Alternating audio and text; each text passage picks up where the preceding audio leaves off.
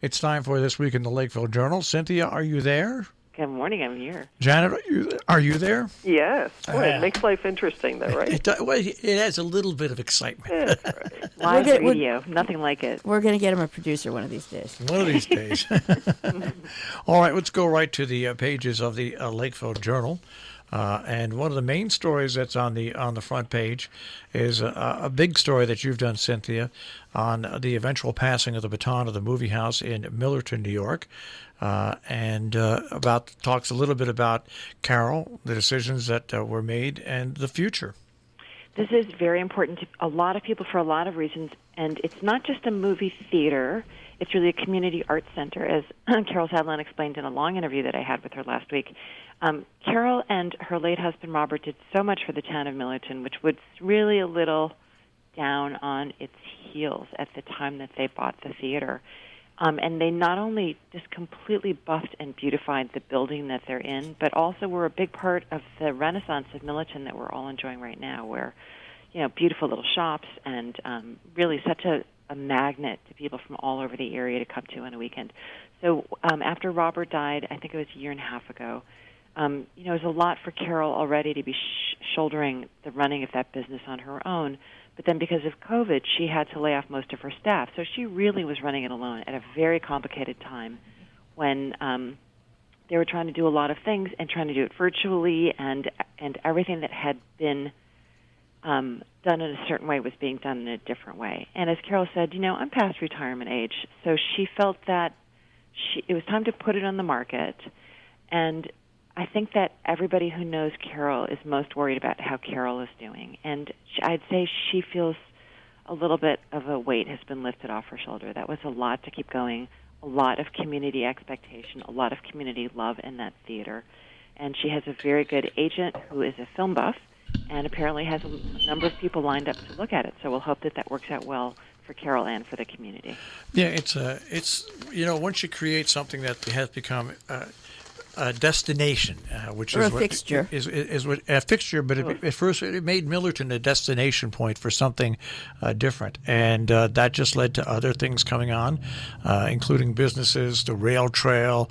I mean, we can name a lot of different things that have gone on since, but the movie house started it all, and it's a big responsibility, and hopefully the people that come in and run it again take on that responsibility the way the Sadlons did for so many years. All right, then right opposite that, really, you've got nice color pictures and everything. It was a time to thank veterans, and you've got a story on that on the front page as well. We do, and it links into the inside, so maybe we'll talk about that when we get in. But a beautiful photo of, if I may say so myself, of Petty Officer John Fitzgerald saluting in front of the historic Doughboy in North Canaan. And some nice pictures of young people who were able to attend the ceremony with their dad in Salisbury, but we'll talk about it when we get inside. All right, and the Council of Governments with zoning laws. This is a big deal, and I think that if you pay attention to the northwest corner, a lot of the energy here is benevolent stamping down of development. And I think that secretly or not so secretly, people are very happy with the fact that there's pretty low density of housing here. So what's happening is a group called Desegregate Connecticut, for reasons that are very humanitarian, are coming to the state and saying we want to override some local zoning and make it easier and more possible for people to build more new houses and, of course, affordable housing. And that's a big deal around here, especially right now. And so it'll be interesting to see if that change is made and if it does impact the way that our towns look, because the towns each has its own plan of conservation and development. All of our towns benefit from being able to vote and kind of say, we really want our towns to kind of have a nice rural country feeling. And I think that the members of the COG, which is the 21 first selectmen of this area, are all very nervous about what this change could have for the way our towns look and function. All right, and a story by Patrick Sullivan. With Thanksgiving near, thoughts turn to turkeys. And they're out everywhere. If you're driving around, you're seeing lots and lots of turkeys. Patrick explains how the turkey population has grown. If you've lived here for 10 or more years, you've been able to see year to year there are more and more wild turkeys. They seem to repopulate beautifully, And he'll explain that along with the white-tailed deer, much of the repopulation was done at the Great Mountain Forest, which is in Norfolk and Falls Village. But the big question that remains unanswered is, can you cook them? And Patrick promised he would talk to a local hunter who specializes in hunting wild turkeys and cooking them. And a story on the Little Guild, not only on their run and wag, which was virtual this year, but on the new leadership at the Little Guild. The Little Guild, again, is like the movie house. It's a very important, emotionally and economically, part of the Northwest Corner. A lot of people come here to buy their pets, and what had started out years ago was people used to come up here with their pets, especially dogs, and they would either come up for the summer or they would come up for hunting season, and sometimes the animals would either get loose and get lost in the woods, or people would rent a house for the summer, and then when they went back to the city, they would have a pet that they had to get rid of. So you needed a place to benevolently care for these animals and find a new residence for them. The Little Guild has grown into a very big deal around here.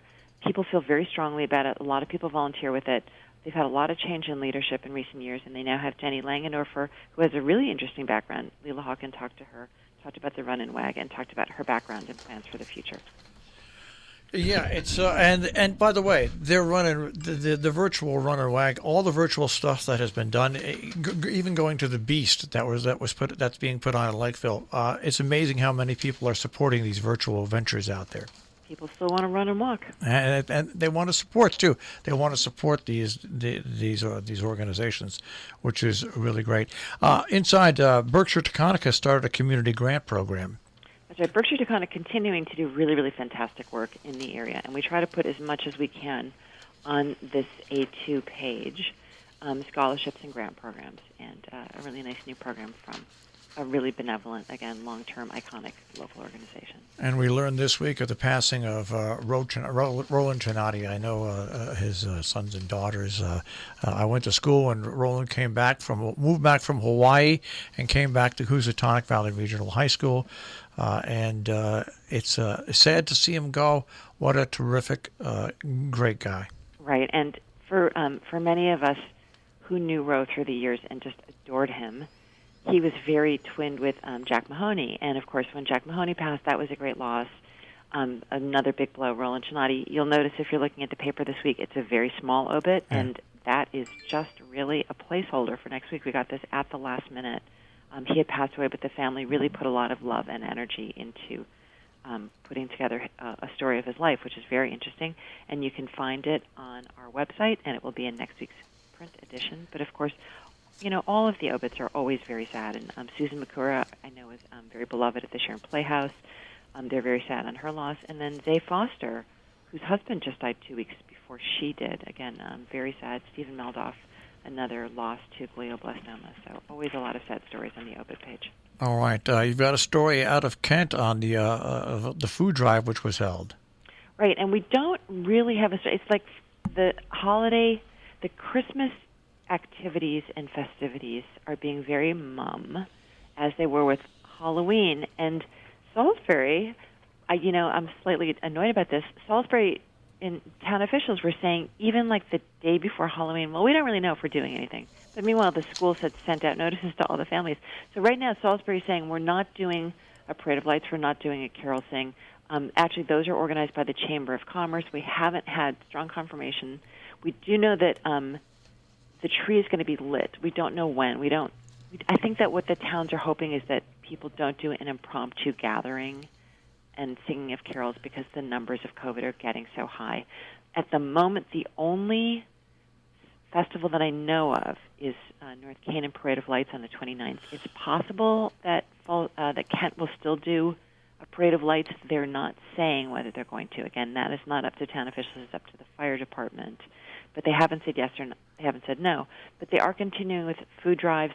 The Corner Food Pantry in Lakeville doing a lot of good work with the community. All of our food pantries very much need your support right now. They're looking for volunteers, and they're looking for donations. So if you look at this little article here by Lance Christensen, you can get some information on how to support families in need in your area. Canaan is doing their Parade of Lights in Lakeville Host Company. People have to contact the host company. They'll send Santa Claus around on a certain day to visit homes that want Santa to come. And this is also being done in, I do believe it's Dover or Dover Plains.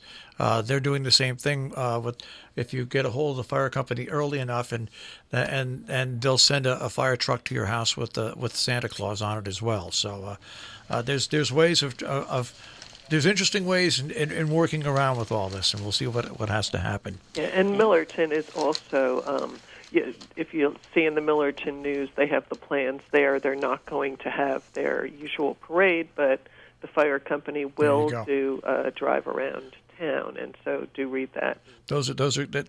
Once again, our volunteers go above and beyond. Yeah. A story that has some impact on us here, and that is the grant approved for the Sharon parking lot project. As soon as they get that grant, and the funds, and they match it, there'll be a much larger parking lot in the back, and they'll only and we'll give up where our satellite dish is, and the town will move that and everything. So there'll be much larger parking. It'll be also drainage, and the ramp of death will be fixed. The ramp of death in your building. Yeah, it's exciting. Very icy. We're looking forward to that. It's not going to be until the springtime, but in the wintertime, it is a lot of fun to get up and down that ramp. Yeah. You've got a lot of great color pictures on veterans on page A5. We were so happy that all of our towns were able to honor their veterans in some ways. Falls Village did not have an outdoors festival, but they did have children from the school sent letters and photos to veterans in town, as did Cornwall. Cornwall, First Selectman Gordon Ridgway, very much talking about the renovation of the Allen Family Cemetery, which links us to Ethan Allen, the famous, and to the Green Mountain Boys. Kent, Andy Yosef, who normally puts on quite a big show, parades and lots of activities, they had a small ceremony at their war memorial, as they did in Sharon, where they also did flag burning. Salisbury, a small cemetery town hall, they requested that people not show up. And then in North Canaan, Maria Horn came out and had a nice chat with Nick Gandolfo, who is hanging in there and looking great. All right, and there's a book swap at the Scoville Library in Salisbury. So many people have asked me what they can do with their books. A lot of people are reading a lot. A lot of people, of course, are bringing them to the Bargain Barn. Yes. where famously my friend Marge Demeray, who's a great reader, brings lots and lots of her books.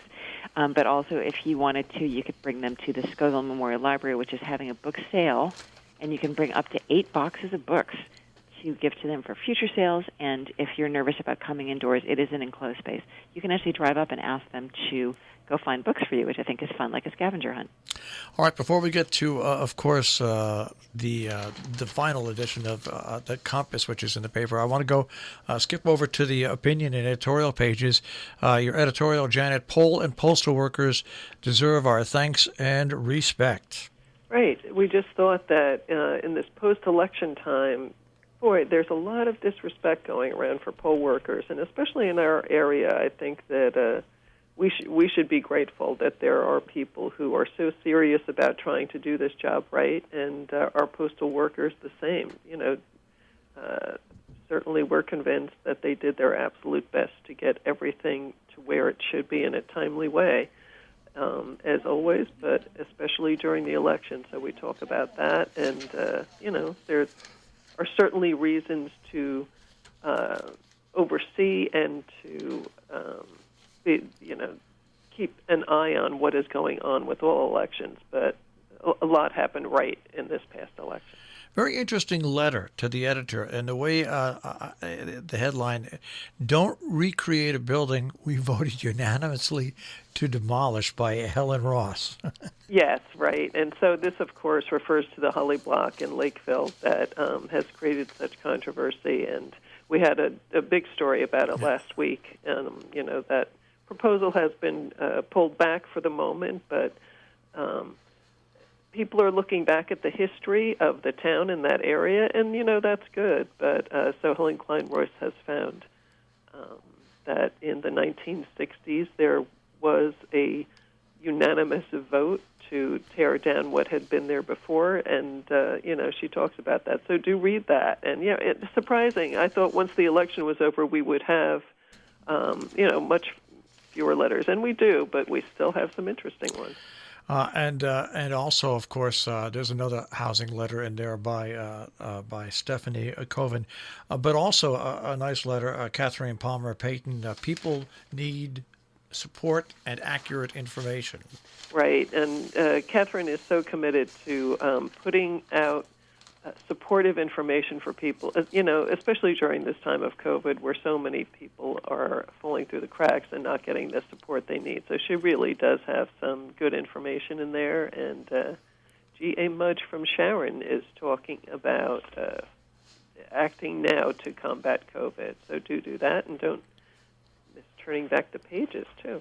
No, and the perfect Steiner cartoon of the ducks. It's hard to think of yourself as a golden goose and then accept that you're a lame duck. That's right, and the drawing is just perfect.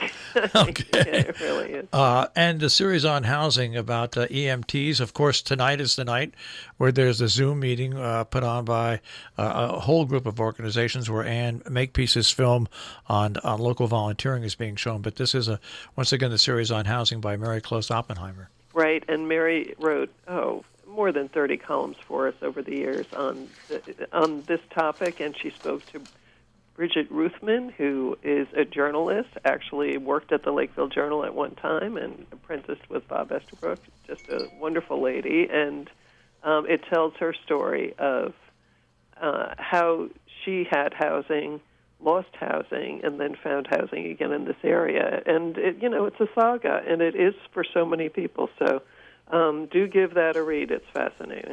And you've got a great story in there. I did an interview once again with A.J.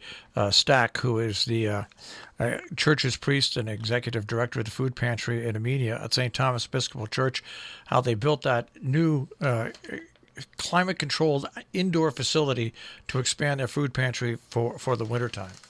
We have an over-the-border section this week with some stories that we thought were very important from our Millerton newspaper, and one was St. Thomas Church, which is one of the really big food pantries around here, and a beautiful old church sort of right at the borderline of Sharon and Armenia, and built this facility that, didn't fuss over the architectural style, just really cared about people.